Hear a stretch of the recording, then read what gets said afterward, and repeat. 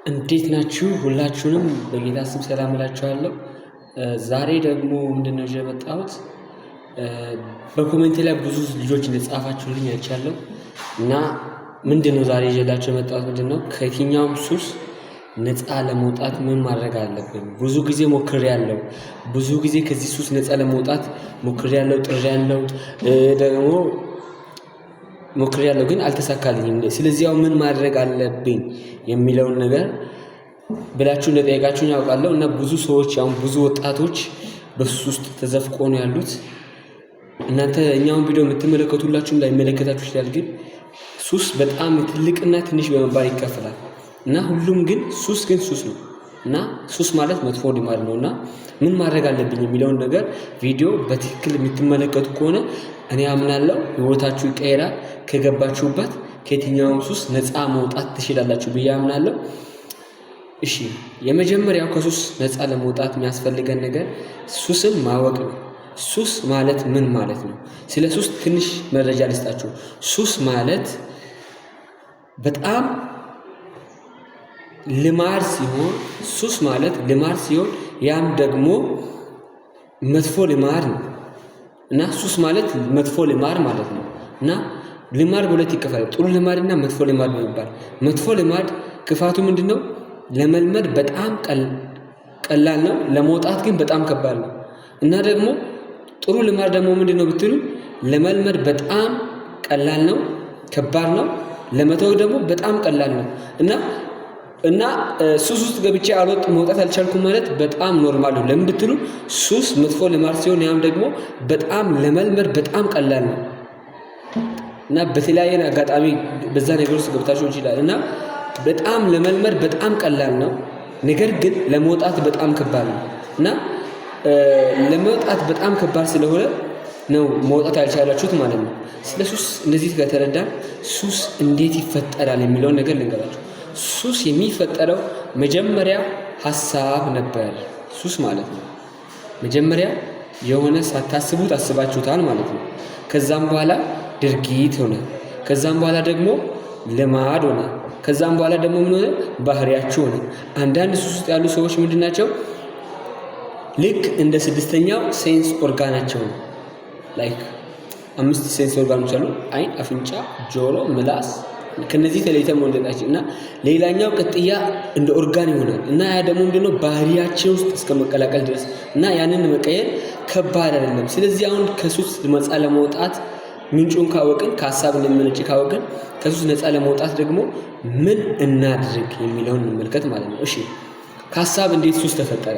መጀመሪያ አንድ ሰው ያስባል፣ ያሰበውን ነገር ያደርጋል፣ ያደረገውን ነገር ደግሞ ደጋግሞ ያደርጋል፣ ደጋግሞ ያደረገው ነገር ደግሞ ይሆናል ባህሪው ይሆናል ማለት ነው። አሁን ለመለወጥ የምንፈልገው ባህሪያችንን ነው ማለት ነው። ሱስ ሲቆይ ባህሪያችን ይሆናል ማለት ነው። ከኛ ጋር በጣም ቁርኝቱ ሲጠብቅ ማለት ነው። በጣም የሚያስከፊው ነገር ማለት ነው። እና ስድስተኛውን ይህንን አላስፈላጊ የሆነውን ነገር ለማስወገድ ምን ማድረግ አለብን ስንል ሐሳብ፣ ቅድም ብለን ነበር፣ ሐሳብ በአእምሮአችን ውስጥ እንደ ዘር ናት እና ዘሩን መቀየር አለብን እና ያንን አዲስ ሐሳብ እናስባለን። ያንን ሐሳብ ደግሞ ስናደርገው ወደ ተግባር ይቀየራል። ያ ተግባር ደግሞ ልማድ ይሆናል። ልማዳችን ደግሞ ባህሪያችን ይሆናል ማለት ነው። አሁን ምን ማድረግ አለብን የምትሉ፣ አሁን ለምሳሌ እኔ ግቢያችን ውስጥ የማንጎ ችግኝ ተከልኩኝ። ከዛን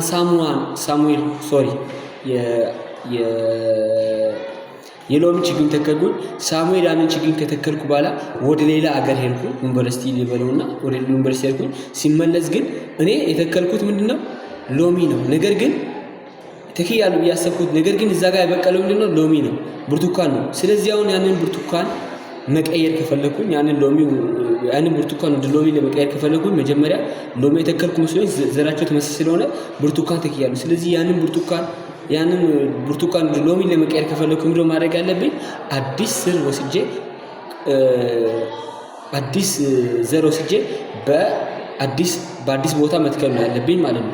እና ያንን ብርቱካን ወደ ሎሚ ለመቀየር ማድረግ ያለብኝ ቅጠሉን መቁረጥ የለብኝም፣ ግንዶቹን መቁረጥ የለብኝም፣ የተለያዩ ነገሮችን መቁረጥ የለብኝም። ጀስት ምንድነው ማድረግ ያለብኝ ብትሉ አዲስ ዘር ነው መትከል ያለብኝ።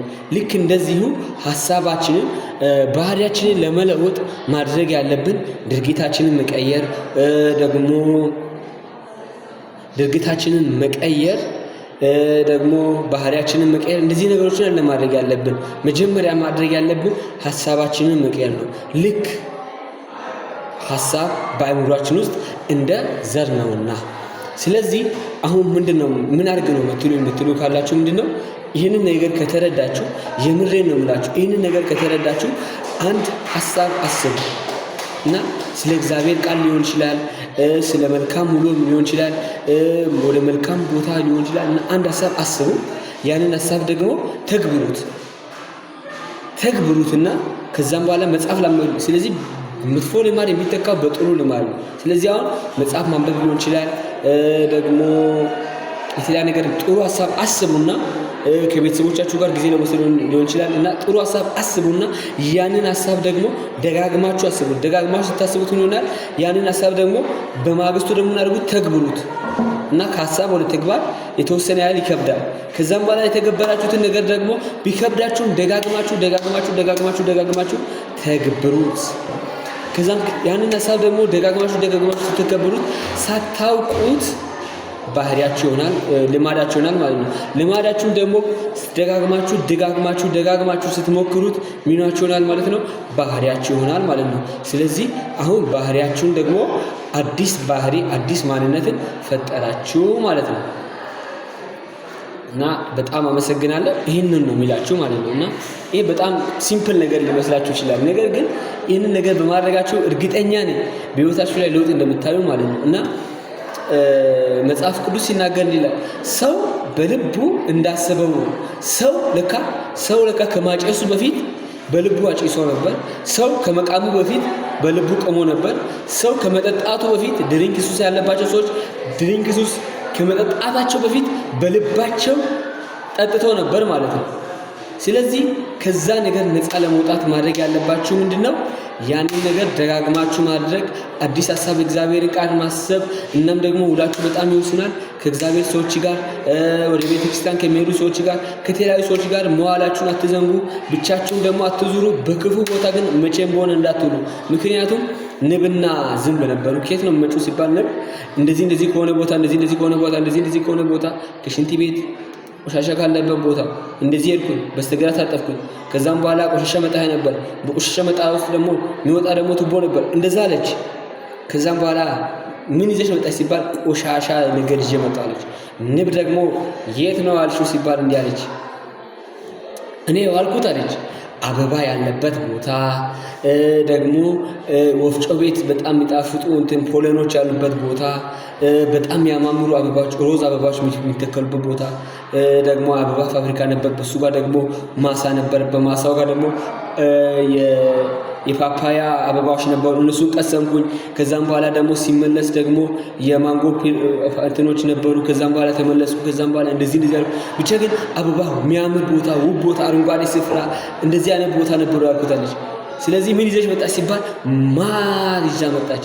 ንብ በጣም ስትራክቸራሊ በጣም ዘሴም ናቸው። በፋንክሽናሊ በጣም ዲፈረንት ናቸው። ንብና ዝንብ ማለት ነው። ልዩነታቸው ምንድነው ሲባል የሚውሉበት ቦታ ማለት ነው። ንብ የሚውለው አበባ ያለበት ቦታ ነው። ዝንብ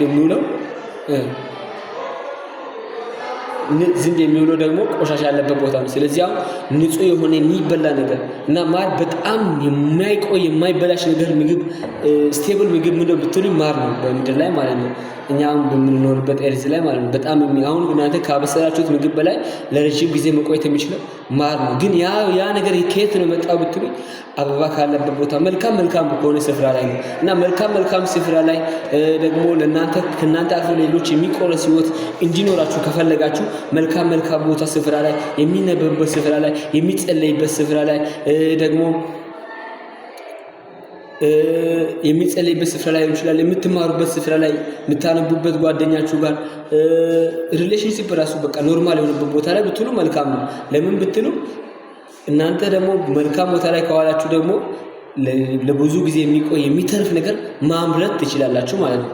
ነገር ግን እንደ ሌሎች አበባ የሌለበት ቦታ ላይ ሲጋራ የሚሸት ቦታ ላይ ሲጋራ የሚሸት ቦታ ላይ ብራዘር እየዋልክ ማለት ነው ሲጋራ ነው የምትለው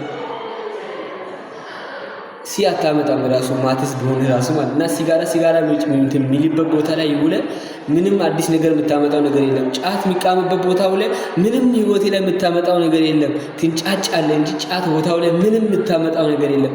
ስለዚህ ብራዘር አሁን ልንገርህ፣ አሁን የነገርኳቸውን ነገሮች አፕላይ አድርግ እና ይህንን ሀሳብ ደግሞ ካሰብኩ በኋላ አበባ ያለበት ቦታ ላይ መልካም ቦታ ላይ በመዋል እና ውላችሁን መቀየር ትችላላችሁ ማለት ነው። በጣም አመሰግናለሁ። ይህ ቻናል ደግሞ ይጠቅማል የምትሉት ካላችሁ ይህንን ቪዲዮ ሌሎች ሰብስክራይብ ማድረጋችሁን እንዳትዘነጉ፣ እናም ደግሞ ሼር ማድረጋችሁን እንዳትዘነጉ።